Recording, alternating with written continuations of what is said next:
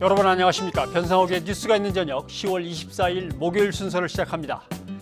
조국 전 법무부 장관 부인 정경심 교수의 구속수감에 여당은 재판부의 판단을 존중한다면서도 당혹스러움을 감추지 못하고 있습니다.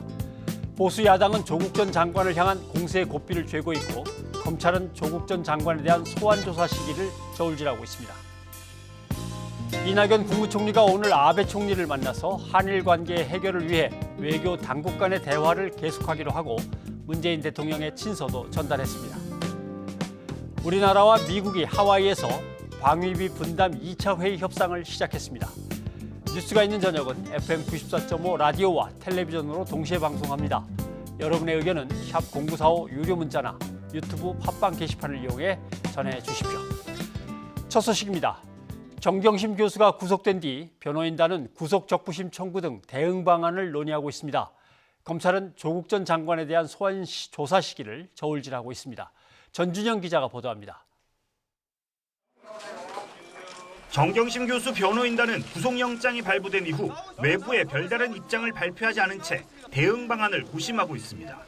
정 교수 건강 상태를 고려해 구속이 합당한지 따지는 구속적부심을 청구할 것으로 예상되지만 아직 계획이 없다는 말 외에는 구체적인 언급을 피했습니다. 앞서 정 교수 측은 영장심사에서 혐의를 전면 부인했지만 법원은 오히려 혐의가 상당 부분 소명된다고 판단했습니다.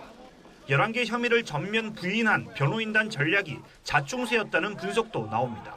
영장 기재 범죄 사실이라는 것 전체가 다 사실이 과장이거나 왜곡이거나 잘못된 법리 적용이거나 하기 때문에 어느 거 하나 우리가 다 인정한 것은 없죠.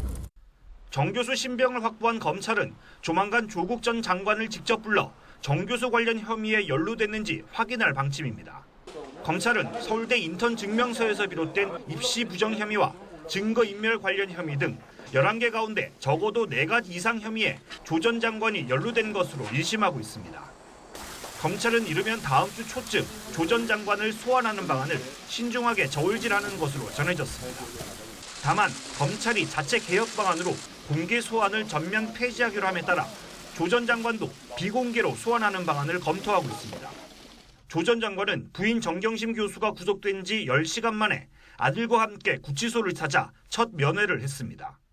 이런 가운데 대검찰청 감찰부장은 이번 수사를 두고 제기된 인권 침해 논란과 관련해 증거가 나오면 수사 종료 후 감찰을 진행할 수도 있다고 밝혀 전반적인 수사 과정을 다시 점검할 가능성을 열어놨습니다. YTN 전준영입니다. 정경심 교수가 구속되자 여당은 법원의 판단을 존중한다며 말을 아꼈지만 당혹스러움을 감추지 못하는 분위기입니다. 보수 야당은 정 교수 구속을 고리로 공세의 고삐를 더욱 쬐고 있습니다. 최기성 기자입니다. 정경심 교수 구속과 관련한 여당인 민주당의 공식 반응은 아침 회의 때 나온 이인영 원내대표의 짧은 발언이 전부였습니다. 원론적인 수준입니다. 우리 당은 재판부의 판단을 존중합니다. 민주당은 국민과 함께 겸허한 마음으로 이 재판을 지켜보겠습니다. 재판을 통해 실체적인 진실이 밝혀지길 기대한다고 밝힌 지도부 반응과 달리 당 내부에선 재판부를 성토하는 발언이 터져 나왔습니다. 서른 최고위원은 대단히 유감스럽다며 법원에 항의성 메시지를 보냈고, 홍익표 수석 대변인은 영장 발부가 유무죄를 확정하는 건 아니라고 강조했습니다. 다툼이 많은 상황이기 때문에 피의자 측에서도 방어할 수 있는 이런 기회를 준다는 입장에서 불구속이 원칙이죠. 조국 정국을 거치며 당 지지율 상승으로 재미를 본 보수 야당은 동경기는 지금부터라는 입장입니다. 관역을 청와대로 옮긴 자유한국당은 이번 사건을 권력형 범죄로 규정하고 문재인 대통령이 잘못을 인정하고 사죄해야 한다고 강조했습니다. 조국과 정권 실세들이 가담한 권력형 범죄, 권력형 게이트를 보다 철저하게 수사해서 낱낱이 진상을 밝혀내야 합니다. 바른미래당은 정 교수의 범죄 행위를 조 전 장관이 어디까지 알고 공모했는지 밝혀내야 한다며 공세 수위를 높였습니다. 조국 전 장관에 대한 직접적인 소환 조사가 빨리 이루어져서 이 조국 사태가 빨리 정리가 될 필요가 있다는. 이렇게 여야의 대치전선이 가팔라지면서 공수처법 등 패스트트랙 법안 논의는 제자리 걸음입니다. 고위공직자 범죄수사처 설치를 위해 야당에 손을 내밀 수밖에 없는 여당으로선 조국 전 장관 수사 상황이 협상의 변수가 될 전망입니다. YTN 최기성입니다. 청와대는 정경심 교수가 구속된 것과 관련해 공식 반응을 내놓지 않았습니다. 청와대 핵심 관계자는 오늘 정 교수의 구속에 대한 입장을 묻는 질문에 내놓을 만한 입장이 없다고 말했습니다. 다른 청와대 관계자들도 사법부의 판단에 대해 덧붙일 말이 없다고 밝혔습니다. 다음 소식입니다. 범죄 심리 분석 전문가로 유명세를 떨친 뒤 국회로 입성했던 더불어민주당 표창원 의원이 내년 총선에 출마하지 않겠다고 선언했습니다. 표창원, 이철희 등 당 간판급 초선 의원들이 잇따라 불출마를 선언하면서 중진 물갈이로 인적 쇄신을 노리는 민주당은 비상이 걸렸습니다. 나연수 기자가 보도합니다. 2015년 12월 정치를 통해 정의를 실현하겠다며 정계 입문을 알린 더불어민주당 표창원 의원. 2019년 10월 사상 최악 20대 국회에 책임을 지겠다며 내년 총선 불출마를 선언했습니다. 의정활동하면서 보람도 많이 느끼고 그렇긴 했지만 이 정쟁이라는 것 앞에서는 너무 이제 자괴감이 많이 들더라고요. 유명 프로파일러 출신인 표 의원은 문재인 당시 대표의 영입 1호 인사로 정계 입문해 20대 총선에서 높은 득표율로 국회에 입성했지만 그동안 고민이 많았다고 밝혔습니다. 결국 같은 당 이철희 의원이 정치에 한심한 꼴이 부끄럽다며 불출마를 선언한 지 나흘에 만에 같은 결심을 굳힌 겁니다. 제가 할 수 있는 건 여기까지인 거고 또 다른 분들이 저보다 더 강하고 의지가 굳센 분들이 와서 하면 될 것 같고. 간판 초선 의원들의 이딴 불출마 선언에 개혁 공천을 준비하던 민주당 내부는 심란해졌습니다. 조국 전 법무부 장관 논란의 내상이 당 지지율 하락으로 이어지면서 이른바 중진 물갈이론으로 반전을 꾀하려던 상황이었습니다. 300명 중에서 6명 정도만 7명 정도만 신뢰를 받고 나머지는 다 신뢰를 못 받는 그런 국회의 모습입니다. 여기 계신 분들도 다 신뢰를 못 받는 분들이 아닌가 싶습니다. 그러나 정작 간판급 초선 의원들이 먼저 물러나면서 인적 쇄신을 통한 개혁 이미지가 흐려지진 않을까 걱정하는 모습입니다. 나가야 할 사람은 안 나가고라는 씁쓸한 자조가 민주당 곳곳에서 나오고 있습니다. 조국 정국에서 이탈한 중도층 표심을 개혁 공천으로 붙잡으려던 지도부의 고민도 깊어지고 있습니다. YTN 나연수입니다. 자유한국당은 패스트트랙 충돌 사태로 수사 대상에 오른 의원들에게 내년 총선 공천 때 가산점을 줄 방침입니다. 그러나 국회 선진화법 위반 혐의 수사를 받아야 하고 이를 거부하고 있는데 가산점을 주는 건 부적절한 처사라고 당 안팎에서 비판이 제기됩니다. 또 내년 총선 승리를 위한 인적 쇄신을 놓고도 지도부 사이에 사뭇 다른 기류도 감지되고 있습니다. 우철희 기자가 보도합니다. 당연히 수사 대상인 분들은 앞으로 공천 과정에서 가산점이 있을 것이다. 검찰의 패스트트랙 관련 수사가 본격화하면서 자유한국당 의원들 사이에 동요가 일자 나경원 원내대표가 던진 이 한마디에 당 안팎에서는 파장이 만만치 않았습니다. 술렁이는 의원들을 다독이는 차원이라고 해도 국민 상식에 반하고 지나친 면이 있다면서 부글부글 끓는 의견도 적지 않기 때문입니다. 공개 비판도 잇따랐습니다. 당선이 가능할지 또 국민적 영향에 부합할지에 대해서는 공천심사위원회가 있지 않겠습니까? 거기서 판단할 문제지 어떤 특정인이 판단할 수 있는 그런 문제는 아니다. 원내대표가 공천에 대한 소관을 갖고 있지 않습니다. 그래서 그건 아마 원내대표가 이야기하더라도 정치적 수사로 오는 12월 임기가 만료되는 나경원 원내대표가 총선까지 재신임을 위해 공천 가산점 카드를 꺼내 들었다는 분석도 나오고 있습니다. 어쨌든 임기가 마치면은 많은 의원들이 또 그 원내대표 자리에 도전을 하지 않을까 그런 생각을 합니다. 한두 번이라도 나온다면은 이 원내대표는 경선을 해야 됩니다. 실제로 공천 가산점이 확정되면 60명에 이르는 현역 의원이 혜택을 받기 때문에 정치 신인의 진입 장벽이 높아지면서 인적 쇄신도 멀어질 수밖에 없습니다. 여기에 총선 공천 과정에서 서울 강남권과 영남권 등 한국당 전통적 강세 지역의 3선 이상 의원 교체설이 지도부 내에서 거론되는데 해당 의원들 사이에서는 뒤숭숭한 분위기도 감지되고 있습니다. 그래서 정치적인 공천이 아니라 민생을 살리는 공천, 제가 말씀드린 경제를 살리는 공천 말씀드렸습니다. 그런 기준을 어디라고 하고 어디 다른 곳이라고 달라질 수는 없겠죠. 한국당 3선 이상 의원은 모두 36명인데 서울 강남권과 영남 의원들만 16명에 이릅니다. 이런 가운데 한국당은 이번 달 말 총선을 대비한 1차 인재 영입 명단을 발표할 예정이어서 관심이 쏠리고 있습니다. YTN 우철입니다. 일본을 방문한 이낙연 국무총리가 오늘 아베 총리와 회담했습니다. 두 총리는 한일 관계의 어려운 상태를 해결하자는 데 인식을 같이 하고 외교 당국 간 대화를 계속하기로 했습니다. 추은호 기자가 보도합니다. 이낙연 국무총리와 아베 총리의 회담은 당초 예정 시간보다 2배가량 늘어난 21분 동안 진행됐습니다. 당초 면담이라고 발표했던 양국 정부도 회담으로 표현을 바꿔 사용했습니다. 경색된 관계가 더 이상 지속돼서는 안 된다는데 공감이 이뤄졌습니다. 양 총리는 한일 양국은 중요한 이웃 국가로서 한일 관계의 어려운 상태를 이대로 방치할 수 없다는 데 인식을 같이 했습니다. 이 총리는 한일 관계의 경색을 조속히 타개하기 위해 외교 당국 간 대화를 포함한 다양한 소통과 교류를 촉진시키자고 제안했습니다. 아베 총리도 외교 당국 간 의사소통을 계속하자고 답했습니다.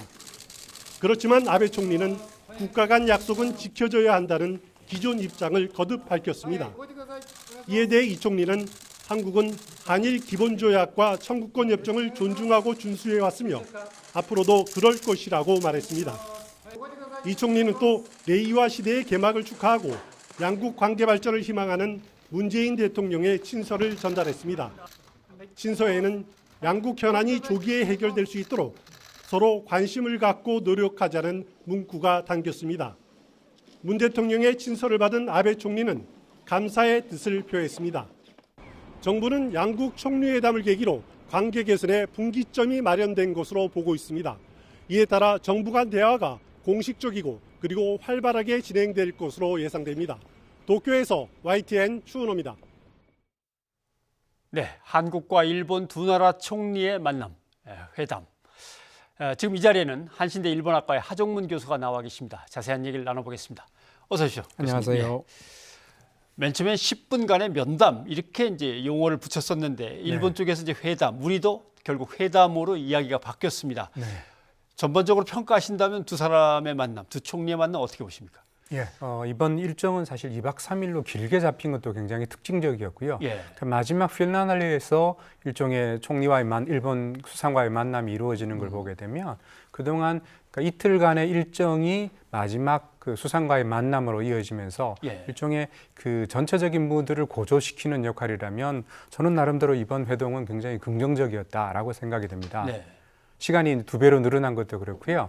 그다음에 시간의 문제가 아니고 그 안에서 역시 주고받은 얘기들 자체가 물론 원론적으로 그 뭐 약속을 지킨다든지 이런 얘기는 있었습니다만 전체적으로 볼 때는 일단은 대화 무드로 가는 그러니까 초입에 양 국가가 서 있다 이런 형태라고 생각이 됩니다. 그러면 두 나라 관계를 이대로 방치할 수는 없지 않냐라고 합의된 워딩이 나온 것은 나름대로 상당히 이제 긍정적인 걸로 볼 수 있다 이 말씀이군요. 예. 그렇다면 이 문제는 어떻게 좀 봐야 되겠습니까? 이미 두 나라 간에 약속한 건 좀 잘 지켰으면 좋겠다라고 하는 게 이제 아베 총리, 아베 수상의 발언인데 이거는 우리 침략과 식민 지배에 대해서 자꾸 뭐라 그러고 또 법원의 판결이 이렇다고 또 문제를 삼고 하는데 네. 빨리 해결을 해라 이런 뜻이 되나요? 예, 그런 압박의 요소가 사실은 없다고 장담하기는 어려울 것 같고요. 예. 근데 그 문제는 지금 이제 2박 3일이 굉장히 짧았습니다만 그 안에는 이렇게 보도를 통해서 굉장히 많은 얘기가 있었는데요. 예. 전체적으로 한국의 무드는 조금 더 긍정적으로 이 논의가 결국에는 그 이제 대화를 가고 타결로 갈 것이다라는 전망이 굉장히 강했습니다. 예. 근데 그 무드에 대해서 오히려 일본 쪽에서 저는 아베 예. 수상의 입으로 결국 사실은 그렇게 낙관적인 기대를 하는 것에 대해서 조금은 견제 심리가 발동한 것도 있다고 생각이 되고요. 예. 왜냐하면 이 부분은 결국 한국의 여러 가지 그 이낙연 총리의 방일, 그 다음에 대통령의 친서 같은 것들로 사실은 일본이 양보하는 게 아닌가라고 하는 일종의 보수 지지층의 불안을 좀 그 부추긴다 그럴까요? 예. 그런 것들에 대해서 오히려 안심해도 될 것이다라는 저는 국내용 메시지라고 생각이 됩니다. 국내용 메시지. 네. 예. 내가 한국에 할 말은 한다. 걱정 그렇습니다. 말아라. 이런 네. 뜻이 되나요? 예. 여기에 대해서 이제 우리 이낙연 총리는 우리가 또 안 지킨 게 뭔가 있냐. 청구권 약속한 거 다 지켰다. 다만 이번 대법원의 배상 판결은 민간인에 대한 별도의 문제다. 아마 이렇게 다른 쪽으로 이제 돌려서 아마 네. 우리는 할 만큼 다 했다. 약속을 어긴 건 아니다. 이렇게 얘기를 하는 것 같습니다. 예, 그렇습니다. 사실은 지금까지 아까 말씀하신 대로 약속을 어겼다 아니면 국제법 위반이다. 일본은 계속 그 강제 동원 판결이 있고 나서부터 그 얘기를 계속 해왔거든요. 예. 근데 그랬을 때 한국 정부의 엄명으로 물론 우리가 한일협정에 대한 준수나 한일 청구권 협정에 대한 얘기들을 했습니다만 지금과 같이 한국에서 어쨌든 넘버 2인 국무총리가 가서 그 얘기를 공식적으로 내놓았다라고 하는 자체는 예. 작은 의미는 아니라고 생각이 되고요. 그러니까 그런 면에서 청구권 협정을 준수한다는 얘기를 오늘도 했고 예. 사실은 어제 23일에 누카가 그리고 카와무라 그 한일 의원연맹의 회장과 간사장을 만났을 때도 비공개 환담이었습니다만 그때도 했거든요. 예. 이 얘기가 나중에 흘러나오면서 오늘의 얘기까지 이어간다고 한다면 적어도 일본 아베 수상으로서는 한국이 청구권 협정을 준수하고 한일 협정에 대해서도 마찬가지로 존중한다는 의미를 피력했다라는 얘기가 조금 전에 말씀드렸던 얘기와 결부되면서 예. 보수지층에 대한 일종의 이제 달래는 메시지가 될 수 있다고 보여집니다. 네. 오늘 이낙연 총리가 전달했다는 문재인 대통령이 이제 친서 내용은 뭐 두 나라 간의 관계를 가능한 한 좀 빨리 풀어보자라고 하는 뜻이 담겨 있다고 얘기를 들었습니다. 이거는 좀 정상회담으로 만나서 네. 큰 틀에서 빨리 이야기를 시작하자 이런 내용이 되겠습니까? 예, 정상회담에 관한 얘기가 처음에는 들어있을 수도 있다라는 얘기도 나왔는데요. 근데 생각보다는 아마 그 정상회담 자체에서 벌써부터 부담을 거는 거예요. 저는 일본 쪽에서는 부정적인 기류가 있었다고 판단이 됩니다. 예. 근데 어쨌든 정상회담이라고 하는 것은 최종적인 출구의 문제고 지금 이제 양국 정상이 만나지 않고 있는 것들이 결국 수출 규제 문제, 마찬가지로 강제동원 재판 문제로 걸려 있는 예. 한일 관계를 상징하고 있다고 보여지거든요. 그러니까 그런 면에서 정상회담 자체를 먼저 꺼내고 그것에 답을 요구하는 것들이 그러니까 일본으로서는 부담스럽게 작용했다면 오히려 그것에 대해서 한 번 더 일종의 이제 단계를 두고 단계적인 접근을 한국이 시도한 것이다. 그렇게 보여집니다. 예. 너무 무리하게 빨리 밀고 들어가서 어떻게든 성과를 얻어내려고 하는 것보다는 그렇습니다. 단계를 지켜서 네, 알겠습니다. 그리고 북한 문제에 대해서는 한미일의 공조가 필요하다라고 하는 얘기는 아마 지소미아를 포함한 북한과 관련된 얘기가 들어있는 것 같습니다. 북한이 저렇게 돌발적인 행동을 계속하거나 미국과의 관계나 또는 우리하고의 관계가 빨리 좋아지지 않는 거에 대해서 이 문제가 일본의 어떤 태도 변화에도 영향을 미칠까요? 예, 어쨌든 그 지금 북한 문제가 작년 같은 경우에 남북 문제, 북미 문제가 굉장히 우호적으로 흘러가고 있었을 때, 예. 그럴 때 일본에서는 역시 그 일본 패싱 얘기가 나왔었거든요. 그렇죠. 예. 그러니까 그렇게 보자면 지금이 오히려 남북 관계가 굉장히 긴장 상태이고 북미도 그렇게 호락호락하지 않는 상황이라면 오히려 아베 수상으로서는 자기가 조금 더 지소미아든 즉 남북 문제든 일본의 역할이라고 하는 것들을 강조할 수 있기 때문에 저는 그런 의미에서 일본의 어떤 그 의중을 한국이 반영해 준 그러니까 한일 관계라든지 그다음에 북한이라고 하는 변수를 강조하는 그런 멘트가 나오지 않았나 그렇게 보여집니다. 네. 우리 측에서는 이제 조세영 1차관이 두 나라 총리가 회담을 가진 뒤에 우리 기자들한테 브리핑을 했습니다. 거기에서 이제 맨 앞에 대목에 내건 것은 어려운 두 나라의 지금 상황을 빨리 풀자는 데는 합의가 돼 있다. 네. 합의가 됐다.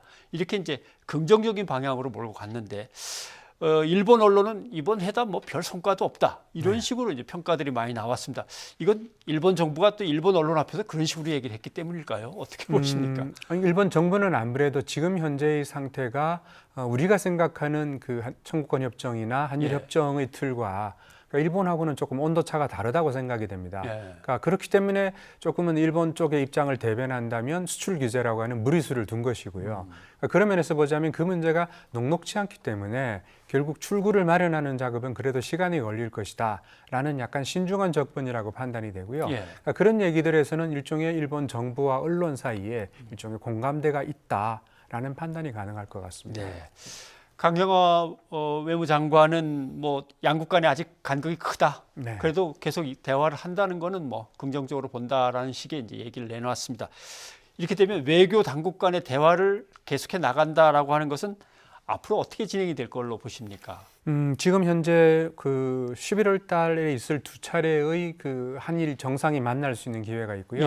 12월 달에는 한중일 정상회담이 예정돼 있습니다. 그러니까 그렇게 보자면 그 정상회담이라고 하는 세 번의 기회를 어떻게 살릴 것인가가 일단은 관건일 것 같고요. 근데 그 앞에 구성돼야 될 실무진의 협의 부분들이 아마 강경화 장관이 언급했던 부분이라고 생각이 되고요.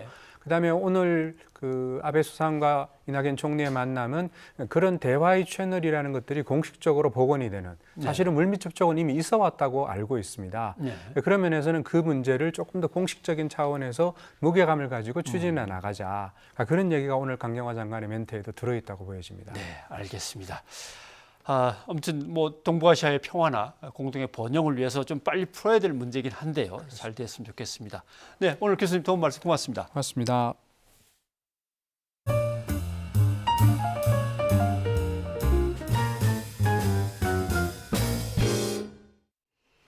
화성 연쇄살인 8차 사건의 범인으로 20년간 옥살이를 한 윤모 씨는 경찰의 강압 수사에 이기지 못해 거짓 자백을 했다고 주장하는데요. 경찰이 당시 수사팀과 윤 씨의 대질 조사를 검토하고 있습니다.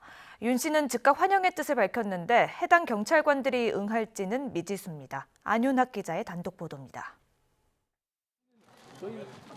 화성 8차 사건의 범인으로 몰려 20년 가까이 억울한 옥살이를 했다며 재심을 준비 중인 윤모 씨. 경찰 고문에 못 이겨 거짓 자백을 했다는 윤 씨는 당시 수사 경찰관과의 대질 조사도 마다하지 않겠다고 밝혔습니다. 삶에 떳떳하다면 진술 나오라 그래요. 기자 앞으로 나오든가 방송해라 그래. 저는 훔치 말고 법에 이빨 못 바뀌지만은 진실 밝혀서까지 그렇게 말해요. 8차 사건의 진범 논란을 수사하는 경찰은 윤 씨 요구대로 당시 수사관들과 대질 조사하는 방안을 검토하고 있습니다. 윤 씨가 줄곧 무죄를 주장하고 있고 당시 수사 기록에서도 이해할 수 없는 부분이 있는 만큼 대질 조사가 필요하다는 겁니다. 다만 윤 씨로부터 고문 경찰관으로 지목된 장모, 신모 전 수사관 등이 실제 조사에 응할지는 미지수입니다. 대질을 하더라도 고문을 한 적이 없다는 기존 입장을 바꿀 가능성은 낮은 상황. 경찰은 그러나 과거 수사 과정을 둘러싼 의혹이 계속 불거지는 상황에서 대질 조사가 불가피하다는 결론을 내린 것으로 보입니다. 조서만 보면 마치 묻는 사람은 모르는데 답변한 사람이 상세히 다 행적과 경로를 진술한 것처럼 기재가 되는데 조서에 그런 문제점이 있는 건 사실입니다. 경찰은 8차 사건을 더 꼼꼼하게 검증하기 위해 보관하고 있던 증거물의 감식을 의뢰했지만 애초부터 증거 가치가 크게 떨어지는 것들이어서 의미 있는 결과는 얻지 못했다고 밝혔습니다. 이런 가운데 경찰은 윤 씨 측에서 요구한 과거 수사 기록을 공개하기로 해 재심 준비에도 더욱 속도가 붙을 전망입니다. YTN 안윤학입니다. 대마 흡입 등의 혐의로 구속 기소된 CJ 이재현 회장의 장남 선호 씨가 집행유예를 선고받고 석방됐습니다. 밀수하려던 대마의 양이 많았지만 집행유예로 풀려나며 재벌과 마약 사건에 대한 솜방망이 처벌 논란이 다시 불거지고 있습니다. 김우준 기자입니다. CJ그룹 이재현 회장 장남 이선호 씨가 구치소 밖으로 걸어 나옵니다. 구속된 지 48일 만에 집행유예를 선고받고 석방된 겁니다. 집행유예 선고받으셨는데 심경이 좀 어떠세요? 모든 분들께 정말 죄송한 마음입니다. 인천지방법원은 이 씨에게 징역 3년에 집행유예 4년을 선고했습니다. 재판부는 해외에서 마약을 수입하는 행위는 마약 확산이나 추가 범죄 행위가 높아 중한 범죄라고 판단했습니다. 다만 다른 범죄 전력이 없는 점 등을 참작했다고 덧붙였습니다. 최근 SK와 현대가 3세가 마약 범죄로 구속됐다 집행유예로 풀려난 참이어서 재벌가 솜방망이 처벌 논란이 또 불거졌습니다. 이 씨가 반입하려던 변종 대마의 양이 상당했으며 이미 LA 등지에서 수차례 흡입한 사실까지 확인됐기 때문입니다. 비록 초범이긴 하나 이번에 밀수한 그 마약의 종류와 양이 굉장히 많았고 장기간에 걸쳐서 다수의 이 마약 흡입을 해왔다는 사실이 입증됐다는 점에서 이번 판결은 솜방망이 처벌이었다. 이선호 씨는 검찰 조사 단계부터 특혜 논란에 휩싸인 터라 솜방망이 처벌 논란과 관련해 검찰이 어떤 결정을 할지도 관심입니다. 앞서 열린 결심 공판에서 징역 5년에 중형을 구형한 검찰은 1심 판결에 대해 조만간 항소 여부를 결정할 방침입니다. YTN 김우준입니다. 이재용 삼성전자 부회장이 내일 오전 다시 법정에 서게 됩니다. 대법원이 국정농단 사건과 관련해 뇌물의 액수가 잘못됐다며 2심 재판을 다시 하라고 돌려보냈고 그 재판이 내일 열립니다. 이 부회장은 지난해 2월 항소심에서 징역 2년 6개월에 집행유예 4년을 선고받고 풀려났는데요. 1년 8개월 만에 다시 법정에 서는 것입니다. 이번 재판에서는 이 부회장의 형량이 어떻게 결정되느냐가 쟁점이 될 것으로 보이는데요. 이 부회장의 형량이 늘어서 다시 수감될 가능성도 있습니다. 서울의 한 대학병원에서 환자가 흉기를 휘둘러 의료진 2명이 다쳤습니다. 서울 노원경찰서는 살인미수 혐의로 50대 후반의 남성 최 모 씨를 긴급 체포했다고 밝혔습니다. 최 씨는 오늘 오전 10시 반쯤 하계동의 한 대학병원에서 난동을 부리다가 의사 A 씨와 직원이 말리자 이들에게 흉기를 휘둘렀고 피해자들은 손과 팔 등을 다쳐 치료를 받고 있습니다. 최 씨는 이 병원에서 수술을 받은 적이 있다고 하는데요. 병원을 상대로 여러 차례 소송을 냈다가 모두 지자 이 같은 일을 저지른 것으로 조사됐습니다.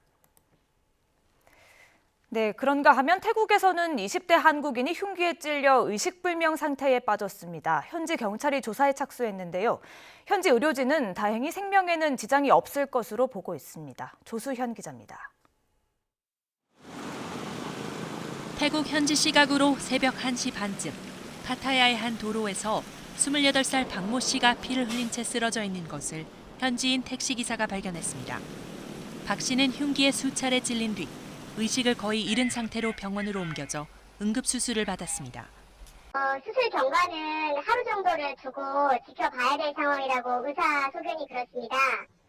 다만 생명에 지장이 있을 정도의 위급한 상황은 넘어간 것 같다. 사건 현장 주변에 서 있는 승용차 안에서는 흉기와 현금 40만 바트, 약 1,500만 원이 발견됐는데 차량은 박 씨의 소유로 알려졌습니다.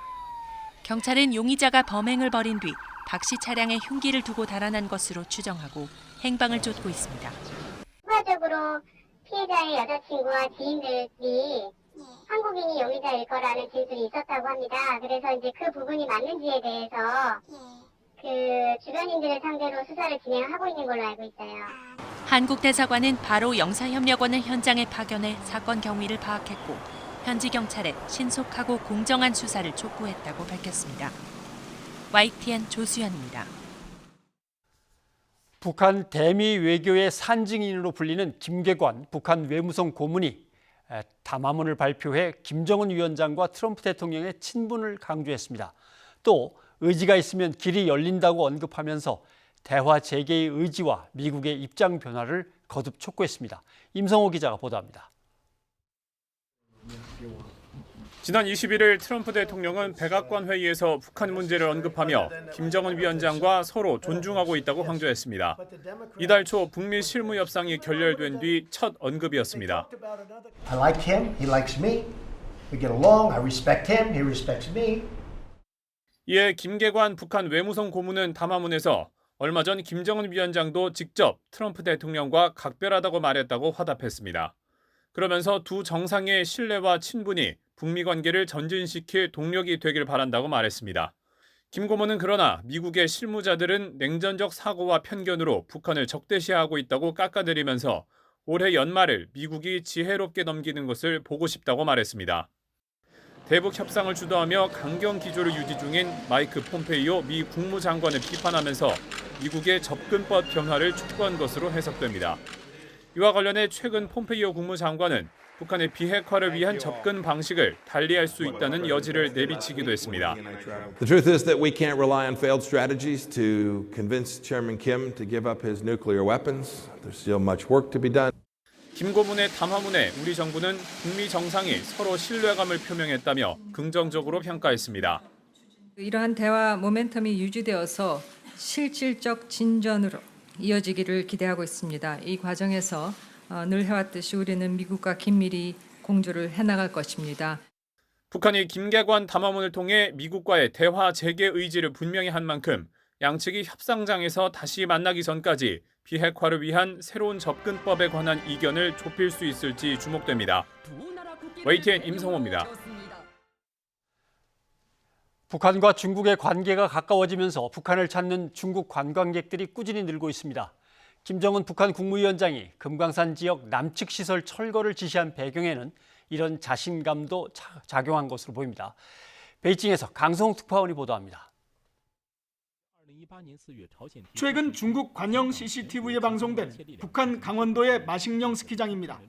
마식령 지역은 원산 금강산 관광지대와 연결해 북한이 중점적으로 개발하는 관광지입니다. 按照规划，该地区将划分为元山、金刚山、通川、世王寺、马西岭滑雪场和云林瀑布等6个区域进行开发。开发完成以后，预计将会吸引更多的游客到此游览。 중국 관영 언론이 북한 관광 홍보에 적극적인 것은 지난 6월 북중 정상회담의 영향이 큽니다. 당시 시진핑 국가주석은 평양을 방문해 북한 경제를 힘껏 돕겠다고 약속했습니다. UN 대북 제재에서 제외된 관광 분야 협력도 강화하기로 했습니다. 이런 이유로 북한을 찾는 중국 관광객이 늘면서 방북 인원을 제한할 정도입니다. 特别多，今年朝鲜都限额了，走不出去。朝鲜接待不过来了，每天呢就限定人数。今年整个这朝鲜呢，这个旅游特别火。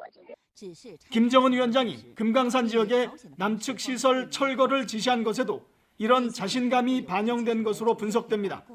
평양과 개성 등에 몰리던 관광객이 동해안 쪽으로 확대될 것으로 기대하고 있는 것으로 보입니다. 남북 관계와 북미 관계가 다소 경색되면서 북중 관계는 순풍을 타고 있습니다.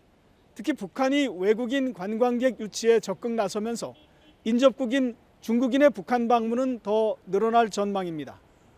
베이징에서 YTN 강성웅입니다.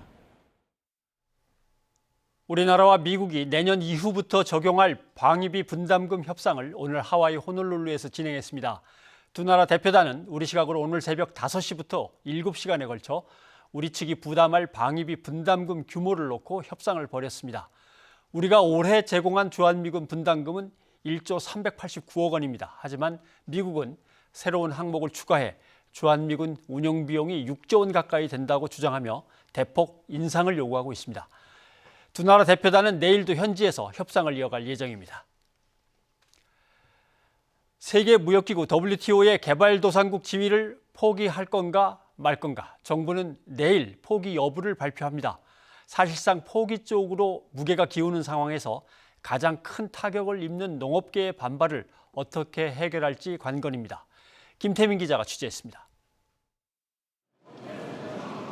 3박 4일의 방미 일정을 마친 유명희 통상교섭본부장이 인천공항 입국장으로 들어섭니다. 유 본부장은 미국 고위 관계자들을 만나 WTO 개발도상국 지위에 대한 우리 측 입장을 집중적으로 논의했다고 말했습니다. 개도국 문제와 관련해서는 어쨌든 우리 농업의 민감성이 충분히 고려될 필요가 있다는 그러한 우리의 입장을 전달을 하였습니다. WTO 개도국 지위 논란은 지난 7월 트럼프 미 대통령의 발언으로 촉발됐습니다. OECD 가입, G20 회원국 등 선진국 기준을 충족한 나라들이 아직도 개도국 지위를 유지하며 특혜를 받고 있다면서 딱 꼬집어 한국을 비롯한 몇 나라를 들었습니다. 특히 우리나라가 미국이 내건 선진국 조건 4가지에 모두 해당하는 탓에 개도국 지위를 유지하면 무역 마찰을 피하기가 어려운 상황입니다. 그러나 개도국 지위를 포기하면 농업 분야가 큰 타격을 입을 수 있습니다. 외국산 농산물에 부과하던 높은 관세가 줄어들 수 있고 쌀 직불금 같은 농업보조금 역시 절반 가까이 줄여야 해서 우리 농산물의 가격 경쟁력이 흔들리게 되는 겁니다. 이런 이유로 정부는 농민단체 등과 간담회를 열고 대안 마련을 위해 머리를 맞댔습니다. 공익형 직불제 도입 등 대안이 제시됐지만 농업계의 반대는 여전히 거셉니다. 농업 부분에 대한 대책. 또 개도국 지위 보기 좋습니다. 농민을 상대로 개도국 탈퇴한다는 거 얼마나 저희들도 뿌듯하게 생각합니다. 하지만 피해 산업에 대한 건 대책은 내놔야 될 거 아니에요. 이런 반발에도 불구하고 정부가 대외경제장관 회의에서 개도국 지위를 포기하는 쪽으로 결정을 내릴 거란 관측이 높습니다. 정부 발표 이후 더욱 거세질 농업계의 혼란과 반발을 어떻게 해결할지에 대한 방안 마련이 시급해 보입니다. YTN 김태민입니다.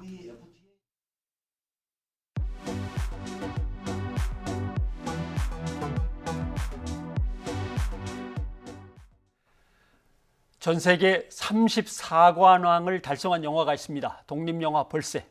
아직도 이 벌새를 안 보셨습니까? 예. 네, 국내 관객 13만 명을 돌파하며 독립영화의 저력을 보여주고 있는데요. 저희가 모셨죠. 네, 이 자리에 영화 벌새 김보라 감독이 나와 계십니다. 어서 오십시오. 안녕하세요. 예. 반갑습니다. 감독, 제작, 연출을 다 하신 거죠? 각본. 네. 예, 네. 각본부터. 어떨 때 보면 28관왕이라 그러는데 벌써 34관왕. 그러니까 뭐 부산, 서울, 런던, 베를린 약간 세계 주요 도시에서 열린 영화제는 다 휩쓸고 계신 겁니다. 최근에 이제 뭐 외국이나 국내나 이렇게 영화제 또는 뭐 많은 사람들을 만나시면서 어떤 평을 들으셨습니까, 주로? 최근에 런던 영화제에서 상영을 했었는데요. 관객분들이 이제 다른 해외 영화제에서도 마찬가지긴 했었는데 고맙다는 말씀 해주실 때 굉장히 감사하더라고요. 고맙다. 네, 이런 영화 만들어주셔서 감사합니다. 우리 국내에서 이 사회 변화를 쭉 겪어온 우리가 아니더라도 외국 사람들도 어떤 공감하는 부분이 꽤 컸던 모양이죠. 네, 저도 그 부분이 정말 감사하고 좀 놀랐던 부분인데요. 어쨌든 이 영화가 한 인간의 성장과 그리고 그 인간이 어떻게 사랑을 찾아가려는 그런 여정을 다루고 있기 때문에 그 지점에서 많이들 공감을 하시고 유년기의 그런 기억들도 소환하시고 계시는 것 같아요. 그러니까 안 보신 분도 계시기 때문에 네. 중학교 2학년 여학생이 네. 예, 우리로 따지면 이제 성수대교가 무너지던 그 시점에 학교에서 또는 가부장적인 집안에서 소소하게 일상적인 얘기들이지만 성장해가는 그 얘기를 담았습니다. 네, 저도 1994년 우리나라를 배경으로 하는 영화가 세계적으로도 인기를 끌어서 굉장히 놀라웠는데요. 개인적인 이야기에서 영감을 많이 받으셨다고 들었어요. 네. 저는 이제 창작을 할 때 예술가라면 자기가 생각하는 어떤 세계를 그 작품에 녹여내야 된다고 생각을 하거든요. 그러니까 어떤 공장에서 찍어진 영화 같은 게 아니라 나라는 사람의 색깔을 드러내고 제가 생각하는 세계를 이제 관객들하고 좀 공유를 하고 싶었는데요. 그래서 벌새도 제 개인적인 기억들이라던가 제가 생각하는 어떤 바라보는 세상 그것들을 좀 녹여내려고 노력했었습니다. 예, 그런데 이 영화 벌새의 제목과 주인공인 은희가 밀접한 관계가 있다고 들었습니다. 네. 이 제목을 벌새로 정하신 이유가 있을까요? 네, 그 벌새는 세상에서 가장 작은 새인데요. 그 작은 새가 그 1초의 날갯짓을 80회에서 90회를 하면서 아주 먼 거리를 꿀을 찾아서 이렇게 날아다녀요. 근데 그 새의 어떤 상징이 아주 강한 생명력이라던가 희망, 사랑 이런 것들을 상징하고 있는데요. 그것이 이 영화 벌새에서 은희가 많은 사람들을 만나고 절망하면서도 또 희망을 포기하지 않는 그 여정과 닮아 있어서 그렇게 제목을 지었습니다. 네. 좀 저한테는 힘들었던 장면입니다. 1994년 뭐 기억하죠? 10월 21일이고 아침 한 7시 반 좀 넘어서 예, 성수대교가 무너지던 장면인데 사실 그 시신을 건지는 그 현장에 저도 있었습니다. 취재 기자로.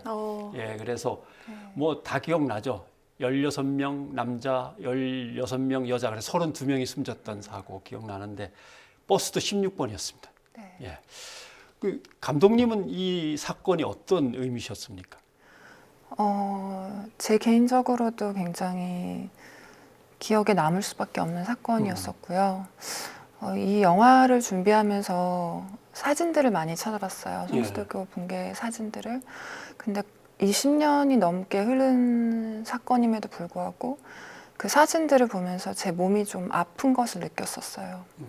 그래서 이렇게 오래된 사건이 내게 몸의 통증을 일으킨다면 이거는 나뿐만 아니라 모두에게 공동의 트라우마로서 기억되는 그런 사건이겠구나라는 생각을 했었고, 그런 국가적인 재난이 우리가 알지 못하게 얼마나 우리 몸의 세포에 그런 아주 강렬한 기억으로 남는지 다시 한번 느끼게 됐었고요.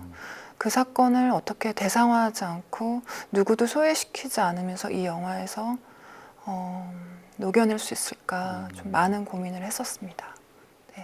네, 영화를 보면서 저한테 힘든 점은 또 학창 시절이 떠올랐다는 점인데요.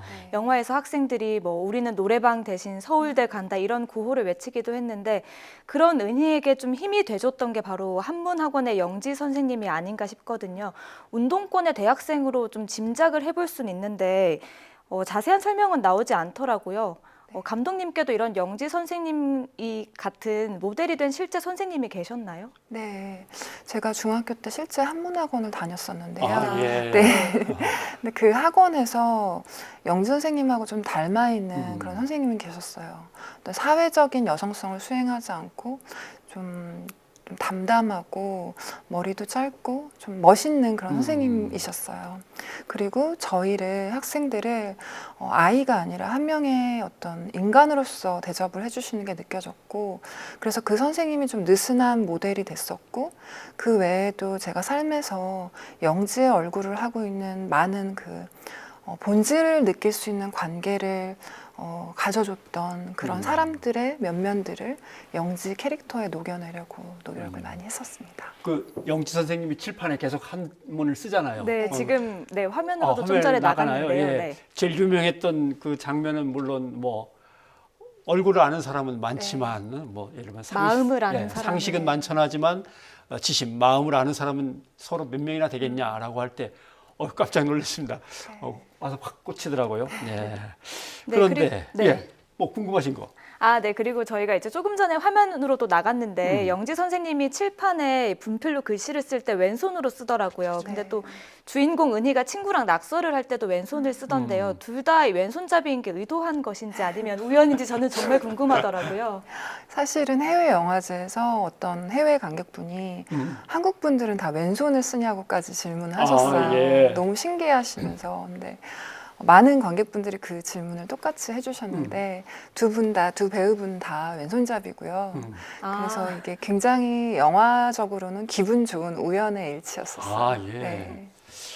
우연히 일치셨습니까? 그렇군요. 예. 네, 그리고 저희 앵커들이 영화를 보면서 인상적인 장면을 하나씩 꼽아봤거든요. 먼저 보시고 이야기 나눠볼 텐데요. 먼저 제가 꼽은 장면입니다. 화면으로 만나보시죠.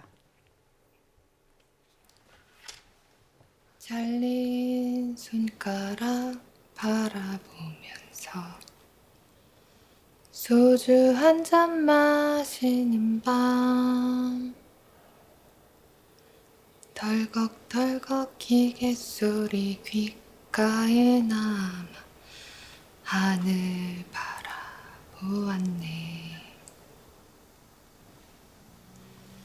잘린 손가락 묶고던 밤 시린 눈물 흘리던 밤 비 묻은 작업복에 지나간 내 청춘 이리도 서럽구나.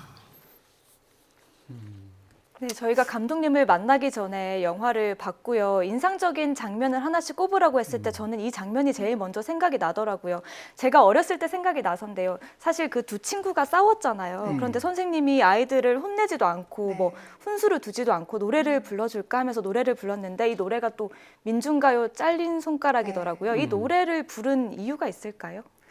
영지 캐릭터를 제가 살펴봤을 때 작가로서 그것이 가장 영지에게 어울리는 방식의 위로라고 생각을 했었어요. 그러니까 영지 캐릭터는 굉장히 나름 어른이고자 노력하는 그런 캐릭터잖아요. 예. 아이들을 존중하려고 하고 그랬을 때 아이들에게 어떤 일이 일어났는지 캐묻지 않고 오히려 자기 방식으로 그렇게 노래를 불러줌으로써 그 공간의 분위기를 완화하려고 하지 않았을까라는 생각을 했었어요. 네. 예. 이번에 제가 꼽은 장면 한번 보시겠어요? 예. 보시면 아마 아실 겁니다.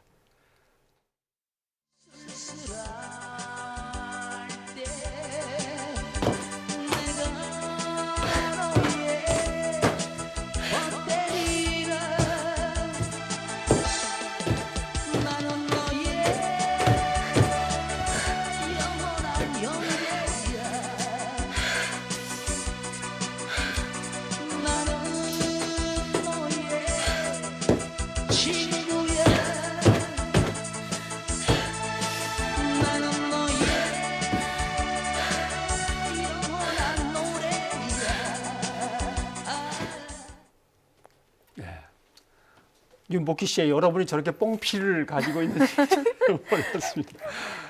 그런데 트램펄린에서 친구랑 계속 점프하기도 하고 콜라텍에 가서도 미친 듯이 점프하며 춤을 추고 또 점프를 하고 저 점프는 의도하신 연출인가요, 계속? 네. 예.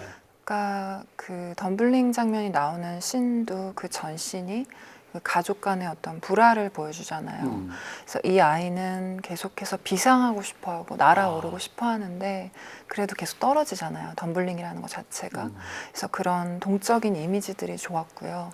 그리고 마찬가지로 클럽에서도 아이들이 뛰어오르는 것이 주체할 수 없는 어떤 에너지를 이렇게 해소하려는 그런 방식들을 보여주고 싶었고, 지금 보여주신 이 장면에서는 이 장면은 저도 가장 좋아하는 장면 중 하나인데요. 예. 그리고 저희 배우 박지우 분이 좋아하는 장면이기도 해요. 그래서 이 장면에서도 이 주인공 은희가 자신 안에 많이 쌓여있는 그런 감정적 응어리들, 그리고 슬픔이나 말로 표현할 수 없는 어떤 허무함 등 여러 가지 감정들을 그 동작으로, 몸짓으로 표현하고자 했던 그런 장면입니다. 예. 네, 이야기를 듣다 보면 영화 곳곳에 정말 감독님의 의도가 숨어 있는 것 같아서 놀라울 수밖에 없는데요. 박찬욱 감독은 감독님께 빨리 후속작을 내놓을 것을 요구한다, 또 이렇게 평을 하셨더라고요. 근데 놀랍게도 첫 장편 영화라고 들었습니다. 단편 리코더 시험이 전신이 됐다고 하던데요. 이 처음으로 장편 영화를 찍으시는데 힘든 점은 없으셨나요? 네, 아무래도 이게 독립영화 방식으로 제작이 됐고, 주로 이제 어떤 투자를 받는 게 아니라 제작 지원을 다 받았어요. 그래서 아주 많은 기관에서 조금씩 돈을 모아서 그 지원금을 모으느라 굉장히 많은 시간들이 소요가 됐고, 그 과정에서 이제 기약이 없잖아요. 이 영화가 과연 만들어질까? 그런 기약 없는 시간들을 견디는 힘이 굉장히 필요했었어요. 근데 다행히 그 시간들에서 가족이나 친구들이 굉장히 응원을 많이 해줬고, 또 현장에서는 스태프분들과 배우분들이 굉장히 한 마음으로 이렇게 힘을 합쳐서 끝까지 결국 완성하게 되었던 것 같습니다. 네. 자, 이제 개봉한 지 한 2달쯤 됐죠. 그래도 독립영화로서 13만 관객이라고 하면 뭐 대단한 숫자인데, 김보라 감독님하고 영지 선생님, 영지 선생님, 네. 김새벽 네. 예, 그 배우하고 자축 영상도 만드셨다고 얘기 들었습니다. 한번 보고 이 얘기를 나누죠. 말도 안 되는 일들이 너무 많지. 뭐가? 13만 관객이 벌새를 받는 13만이요? 세상은 참 신기하고 아름답다.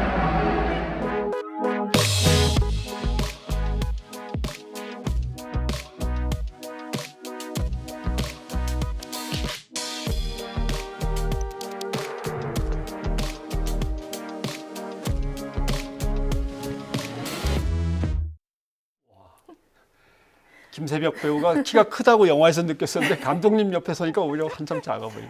네, 예. 제가 키가 커서. 네, 그런데 배경이 우리나라가 아닌 것 같더라고요. 네, 어디서 찍으신 건가요? 즉흥적으로 만드신 건가요? 저희 런던 국제 영화제 갔을 때 예. 이제 찍었는데 저희가 묵었던 호텔 바로 앞에 거리에서 찍었고 이제 아이디어는 대부분 새벽 씨가 좀 내셨어요. 예. 새벽 씨도 이제 재밌게 만들고 싶어하는 그 욕심이 있게 돼가지고 굉장히 재치 있는 아이디어를 좀 해주셨고 그리고 저희 같이 갔던 홍지수 감독이 그 촬영을 했었어요. 그래서 조금 이렇게 논의 끝에 만든 영상입니다. 네, 그런데 영상을 보니까 그 배우 김세벽 씨랑 감독님이 좀 이미지가 비슷한 것 같더라고요. 그래서 근데 생각이 난 건데 그 많은 관객분들이 감독님이 우리에게 영지 선생님 같다 이런 평을 하기도 하던데요. 그런 얘기 들으시면 어떠세요? 아무래도 되게 감사한 것 같아요. 이제 창작자는 어떤 한 캐릭터에 자신의 목소리를 녹여내려고 노력을 하잖아요. 근데 저한테는 이제 모든 캐릭터들이 제가 사랑하는 캐릭터고 제 목소리가 담겨있는 부분들이 있지만 영지에게 가장 제가 하고자 했던 그런 이야기들을 많이 담았거든요. 그래서 관객분들이 그렇게 봐주실 때 감사하고 또 근데 약간 좀 민망하기도 하고 예, 영지가 워낙 멋있는 캐릭터라 네. 선생님이 주인공 학생한테 보내던 편지에 이제 답을 쓰면서 선생님 언젠가 제 삶도 제 인생도 빛나는 날이 올까요라고 이제 적는 부분 아직도 기억에 이제 뚜렷하고 아마 그게 주시고 싶었던 메시지일 수도 있는데 아직 영화를 못 본 분들한테 혹시 남기고 싶은 말씀 있으시면 좀 해주시죠. 벌새가 아직 극장에 걸려 있어요. 예. 물론 어떤 분들에게는 좀 거리가 먼 그런 지역에 있는 극장들일 수도 있겠지만 이 영화를 좀 큰 극장에서 경험할 수 있으면 좋겠어요. 많은 분들이 극장에서 봤을 때 그 경험들이 굉장히 좋았다라고 말씀을 해주시고 이 영화를 보시면서 그러니까 이 영화의 후기를 보면서 정말 감사했던 거는 이 영화가 좋다 이런 걸 넘어서 자기 그 관객분들의 각자의 경험들을 많이 적어주시더라고요, SNS에. 네. 그게 굉장히 기쁜 경험이었어요. 그래서 많은 사람들의 그런 일상이나 역사를 들을 수 있는 게 이 영화를 만들고 제가 가장 크게 받은 선물인 것 같아요. 그래서 지금 남아있는 극장에서 관객분들 많이 찾아봐 주시고 경험하실 수 있으면 좋겠습니다. 평점 보니까 별 5개, 별 5개로 쫙 내려 그런 평점 정말 모처럼 본 것 같습니다. 그래서 뭐 감독님은 이제 인생이 그렇게 별처럼 반짝이기 시작했으니까 앞으로 더 큰 발전 기원하겠습니다. 네. 오늘 이렇게 나와주셔서 고맙습니다. 초대해 주셔서 감사합니다. 네. 감사합니다.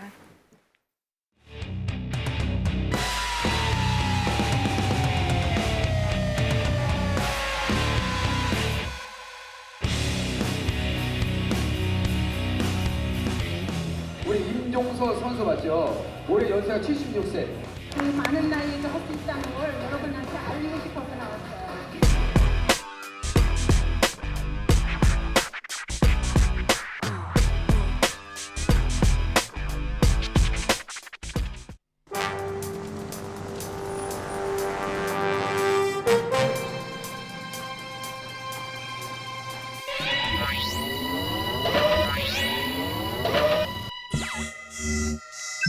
어머님 안녕하세요. YTN에서 왔습니다. 네, 안녕하세요. 네, 지금 어떤 거 하고 계셨어요? 광배근 운동이라고 등 운동 하고 있어요.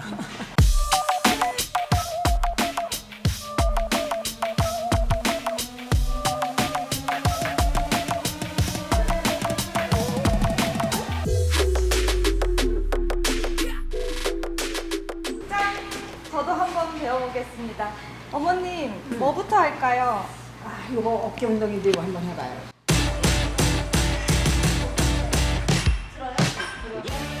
네.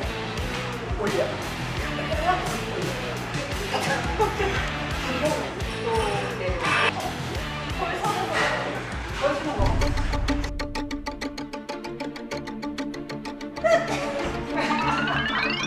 진짜야?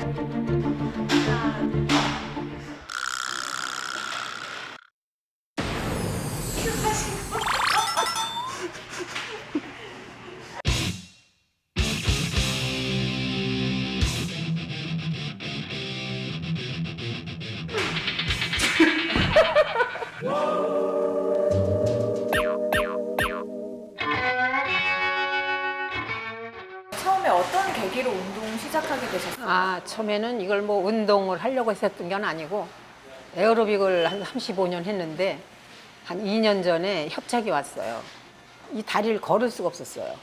이렇게 많이 아프고 걸을 수가 없어서 계단을 올라가면 난간을 잡고 올라갈 정도로 그런 정도로 아파서 막 세상 다 살았다. 막 에어로빅 35년 뛰는 사람이 이제 걷지 못하면 뭐 전동 휠체어라도 사야 되는가 이런 생각까지 했는데 의사 선생님이 근육이 약해서 그렇다. 근육을 키우시면 좀 좋아질 수 있다. 이렇게 얘기를 하시더라고요. 그러면 대회는 어떻게 준비하게 되신 거예요? 대회는 그것도 뭐 대회는 뭐 선수를 할 것도 아니고 그러는데 그 이제 치료 차원에서 이걸 운동을 했는데 한 달 만에 이게 안 아팠어요. 이게 또 안 하면 운동 안 하면 또 재발할까봐 이제 계속 해야겠다는 생각에서 꾸준히 한 3개월 했죠. 그랬더니 관장님이 대회를 출전하시라는 거예요. 아이고 내가 나가서 망신이나 당하지 거길 어떻게 나가요? 내가 그냥 운동이나 할게요. 그랬더니 아니라고 나가시면 후회 안 하신다고 한번 해보시라고. 화제가 된 사진이 있더라고요. 그러니까요. 사진이. 그래서 이제 대회 출전하기로 이제 얘기는 됐어. 이제 관장님하고. 그런데 막상 하려니까 비키니를 입어야 되는 거예요. 난 솔직히 그 입는지를 몰랐어요. 그래서 옷도 없었어. 이렇게 옷도 준비를 하려니까 한 5, 60만 원? 비싸. 거기 보석이 많잖아요. 그래서 이제 관장님한테 나는 비싸서 이거 못 살 능력이 없으니까 나 이거 안 나갈랜다. 이렇게 핑계를 대려고 그랬더니 그 전에 회원 중에 또 출전했던 선수가 있었대. 거기다 연락을 써서 관장님이 그 옷을 빌려온 거예요. 앞에 보시면 안 돼요. 밑에를 보시면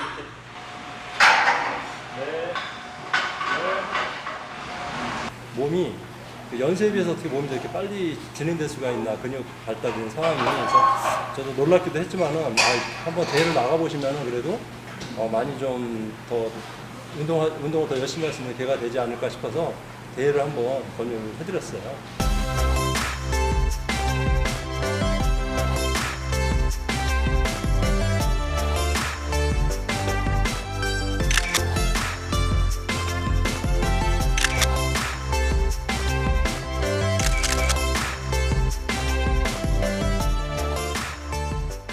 어머님이 도전할 수 있게 하는 원동력이 뭘까요? 자신이라는 거. 자신이라는 게 생기고 할 수 있다는 그 마음. 나이는 내가 잊어요. 진짜 내 나이 잊어버려요. 난 지금도 내 나이, 이 나이가 많아서 못한다는 생각은 안 해보고 살아요. 그러니까 누구든지 하면 나도 할 수 있어. 아픈 데 없이 마음 건강하고 몸 건강하면 하는 거야. 그런 각오가 생겨요. 그다음에 앞으로의 꿈이나 목표가 있으시다면요? 꿈 목표라기보다도 이제 내년쯤은 국제로도 한번 좀 나가보는 것도 어떤가. 나가서 뭐 입상은 생각 안 하고 한국에 이렇게 몸짱 임종소가 있다. 세계에 좀 알리고 싶어요. 네, 어머님 앞길에 앞으로도 꽃길만 펼쳐지기를 저희 뉴스가 있는 저녁도 응원하겠습니다. 아이고 감사합니다. 화이팅 한번 예. 화이팅! 저 나이에 참 대단하시군요.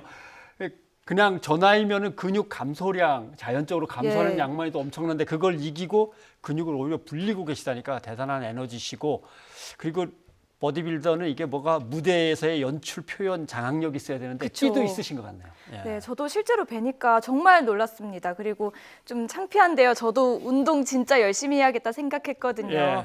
그리고 무엇보다 그 앞으로 계속해서 멈추지 않고 도전하시는 그 마음이 너무너무 멋지셨습니다. 선배님도 운동하실 거죠? 뭐 열심히 해보겠습니다.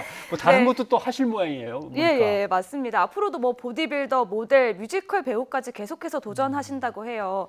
인터뷰 끝나고 모델 오디션 보러 간다고 하셨는데요. 결과도 좋으시겠죠? 네, 그리고 국제대회 나간다고 하셨으니까요. 국제대회 다녀오시면 저희가 또 인터뷰 다녀오도록 하겠습니다.